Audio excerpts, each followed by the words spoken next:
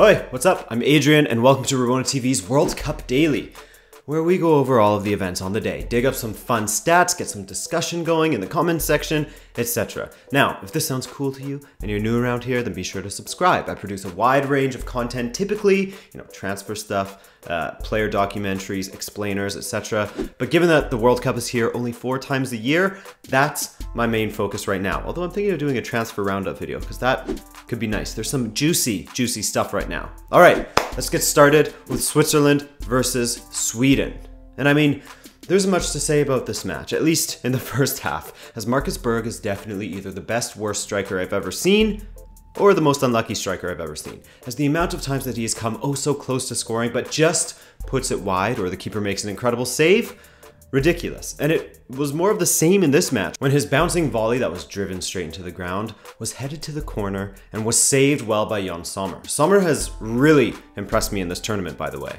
Later, Jemaili had an opportunity for Switzerland that he blazed over the crossbar, much to the dismay of himself and his teammates involved in the build-up, because that was one of their few clear-cut chances that they had in this match against a tight Swedish defense. Sweden had another opportunity, but Albin Ekdal, who was all alone at the far post, hit his side-footed volley over the bar. Bad finishing, man. All in all, this match was pretty shit at times, to be honest, if we're talking strictly about the quality of finishing. Both teams really lacked in quality in the box. The build-up at times was okay, and there was plenty of effort being put in order to push things forward. It's not like they were just passing it around the back, but this match was in desperate need of a solid finish, which is something that, as of halftime, nobody could provide.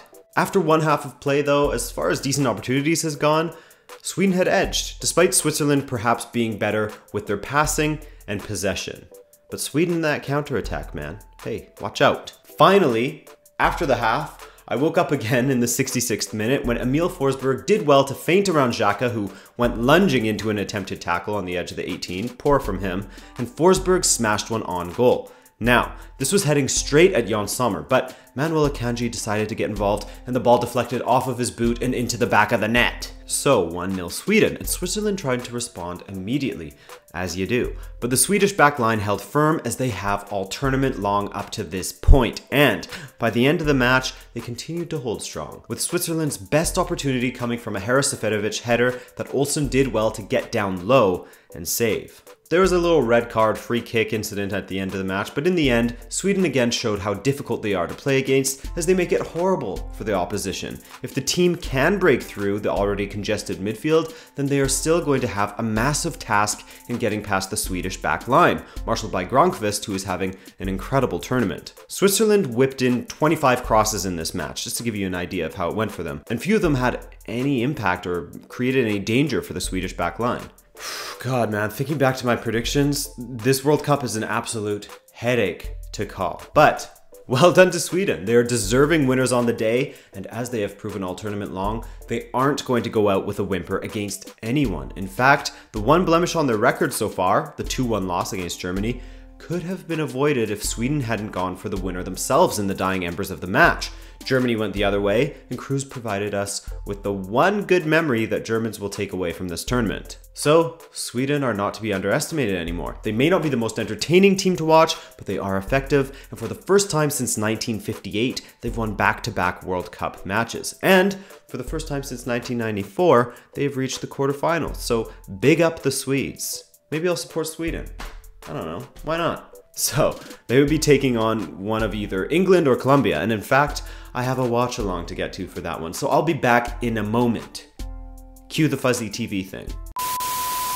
Whew, okay, first of all, sorry for kicking the table, and second of all, thanks to everyone who joined me for that watch along because that was a super fun one. If you've never taken in a watch along with me, I highly recommend it, not because I'm entertaining, because the other people are cool in the chat. And the next opportunity will be this Friday for Brazil versus Belgium.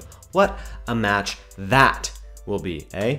And I apologize for the shorter video today. I have to drive about an hour north to meet a friend before they hop on a ferry, so it'll be slightly shorter. I'll make it up to you, I promise. All right, so let's get to it, with the most notable thing from the outset being that James Rodriguez was not available to play due to injury. No, he wasn't even on the bench. He was just straight up out of this match, watching from the stands. That in itself is a massive loss for Colombia, as when he played the full 90 against Poland, Colombia looked lethal. Mind you, that could be partially due to how trash Poland were in this World Cup, unfortunately. But when James hasn't played, Colombia have struggled to string more than a couple of passes together in the attack. They mainly rely on counterattacking. And that was definitely the case in this match, with Colombia seemingly only able to counterattack throughout the match. But early on, they even struggled to do that, as it was all England early doors. But they were really lacking quality with their final ball and their finishing. Main suspect being Raheem Sterling, whom I thought had a pretty poor match, to be honest with you. He looked decent when he was on the ball, dribbling that is, but his decision making was poor, and throughout the match it seemed like he was trying to force a goal to shut his critics up.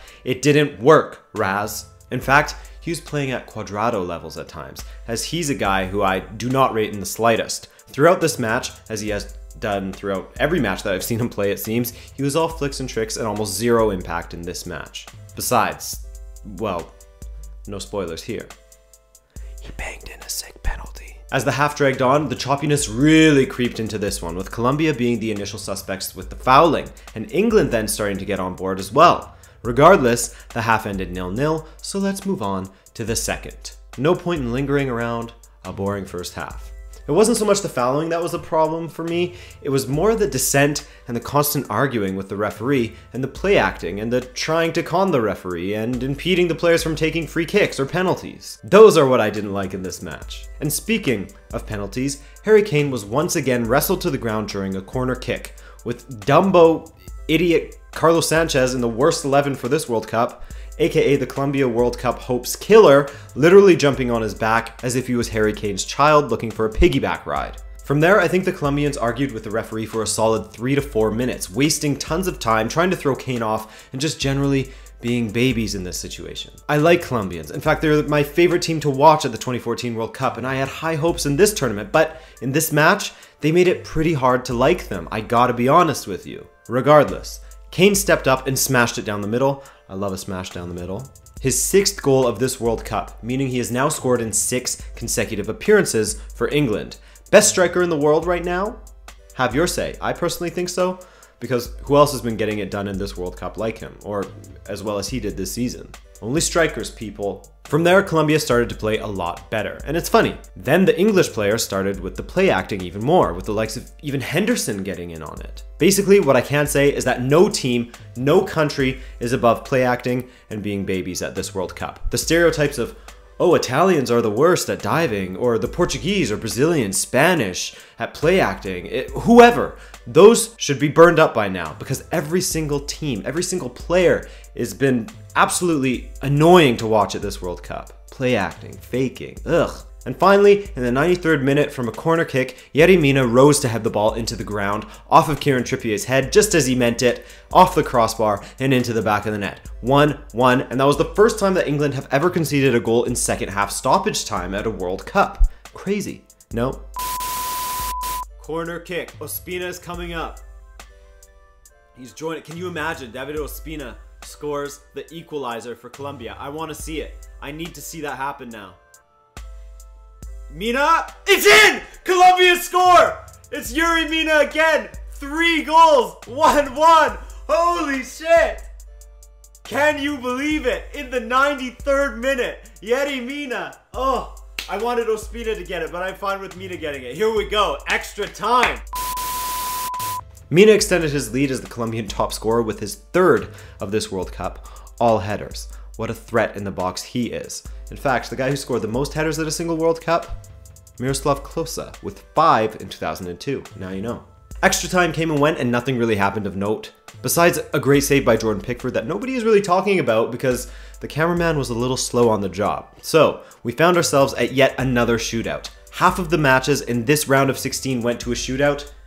That's a record, baby. No time to dramatize this one, so here are the highlights. 1.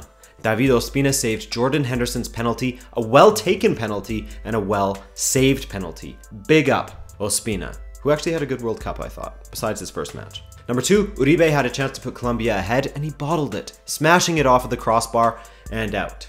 And number 3, Jordan Pickford, after Thibaut Courtois basically said English keepers suck, made a massive save against Carlos Bacca, giving Eric Dyer the chance to win it for England, and his unconvincing penalty that Ospina managed to get a hand to still found its way into the back of the net. History made as England win their first World Cup shootout after losing 3.